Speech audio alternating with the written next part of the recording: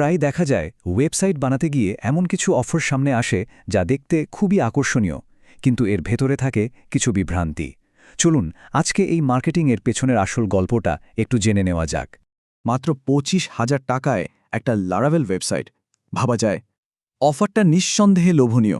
যে কেউই তো এমন একটা প্রস্তাব দেখলে দ্বিতীয়বার ভাববে, কিন্তু এখানে একটা বড় প্রশ্ন কিন্তু থেকে যায়। প্রশ্নটা হলো, আসলেই কি এত কম খরচে একটা কাস্টম লারাভেল ওয়েবসাইট বানানো সম্ভব? এর পেছনের রহস্যটা কি? আচ্ছা, চলুন এটার একটু গভীরে গিয়ে দেখি। সবার আগে বুঝতে হবে এই যে 25,000 টাকার অফার, এতে ঠিক কী দেওয়া হচ্ছে। কারণ যা বলা হয় আর যা বাস্তবে পাওয়া যায় তার মধ্যে প্রায় একটা বিশাল পার্থক্য থেকে যায়। বেশিরভাগ ক্ষেত্রে এই অফারগুলোর পেছনের আসল জিনিসটা হলো একটা রেডিমেড স্ক্রিপ্ট। এর মানে কি? মানে হলো এটা আগে থেকেই তৈরি করা একটা জেনেরিক কোড, যা আপনার মতো আরও শত শত ক্লায়েন্টকে বিক্রি করা হচ্ছে। এটা কোনোভাবেই আপনার ব্যবসার জন্য আলাদা করে বানানো কোনো সমাধান না। তাহলে ব্যাপারটা দাঁড়াচ্ছে এরকম, একদিকে আপনাকে প্রতিশ্রুতি দেওয়া হচ্ছে একটা একদম নতুন প্রিমিয়াম ওয়েবসাইটের, আর অন্যদিকে বাস্তবে যা পাওয়া যাচ্ছে তা হলো একটা রেডিমেড স্ক্রিপ্ট যা আরও অনেকেই ব্যবহার করছে, আর এটা নিজের প্রয়োজন মতো পরিবর্তন করাও প্রায় অসম্ভব। অনেকেই লারাভেল নামটা শুনলেই ধরে নেন যে ওয়াও, এটা নিশ্চয়ই খুব ভালো কিছু হবে। কিন্তু এই লারাভেল শব্দটা কি আসলেই কোনো জাদুর মতো কাজ করে? চলুন তো দেখি বাস্তবতা কি বলে। শুধু লারাভেল নামটা শুনলেই ওয়েবসাইটটা ফাস্ট, প্রিমিয়াম বা খুব সিকিউর হবে, এটা একটা মস্ত বড় ভুল ধারণা। দেখুন, লারাভেল নিজে থেকে কিছুই করে না। এটা কেবল একটা ফ্রেমওয়ার্ক, মানে কাজ করার একটা টুল মাত্র। তাহলে একটা ওয়েবসাইটের স্পিড আসলে কিসের ওপর নির্ভর করে? দেখুন, এখানে বেশ কিছু ফ্যাক্টর আছে, যেমন ভালো হোস্টিং, সার্ভারটা ঠিকভাবে কনফিগার করা, কোড অপটিমাইজেশন, আর সবচেয়ে গুরুত্বপূর্ণ হল ডেভেলপারের দক্ষতা। এর কোনোটিই কিন্তু নির্দিষ্ট কোনো টেকনোলজির ওপর একা নির্ভরশীল না। এখন চলুন আসল হিসাবে আসা যাক। যদি সত্যি কোনো ব্যবসার জন্য একদম শূন্য থেকে একটা কাস্টম লারাভেল ওয়েবসাইট বানানো হয়, তাহলে তার পেছনে কেমন সময় আর টাকা লাগতে পারে?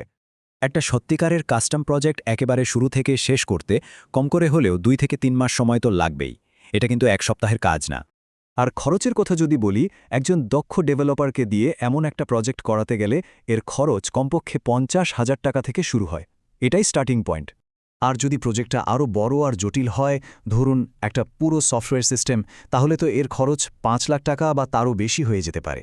এখন নিশ্চয়ই 25,000 টাকার অফারের সাথে পার্থক্যটা পরিষ্কার বোঝা যাচ্ছে। তো প্রশ্ন আসতেই পারে, যদি কাস্টম লারাভেল এতই ব্যয়বহুল হয়, তাহলে বেশিরভাগ ব্যবসা প্রতিষ্ঠান আসলে কোন প্ল্যাটফর্মটা ব্যবহার করছে? উত্তরটা হয়তো অনেকেই আন্দাজ করতে পারছেন, কিন্তু এর ব্যবহারের পরিমাণটা সত্যি অবাক করার মতো। একটা তথ্য দেই, শুনলে অবাক হবেন। বাংলাদেশে প্রায় 95% ওয়েবসাইটই তৈরি হয় ওয়ার্ডপ্রেস ব্যবহার করে। হ্যাঁ, ঠিকই শুনেছেন, 95%। এটা কিন্তু একটা বিশাল সংখ্যা। কিন্তু কেন প্রায় সবাই এই একটা প্ল্যাটফর্মই বেছে নিচ্ছে? এর পেছনে তো নিশ্চয়ই কোনো শক্ত কারণ আছে, তাই না? কারণগুলো খুবই বাস্তবসম্মত। ওয়ার্ডপ্রেস ব্যবহার করা আর কন্টেন্ট এডিট করা খুবই সহজ। হাজার হাজার প্লাগইন আছে, যার ফলে যে কোনো ফিচার যোগ করা যায়। কম খরচে বেশ প্রফেশনাল মানের একটা ওয়েবসাইট পাওয়া যায়, আর ভবিষ্যতে এটা আপডেট করাও অনেক সহজ।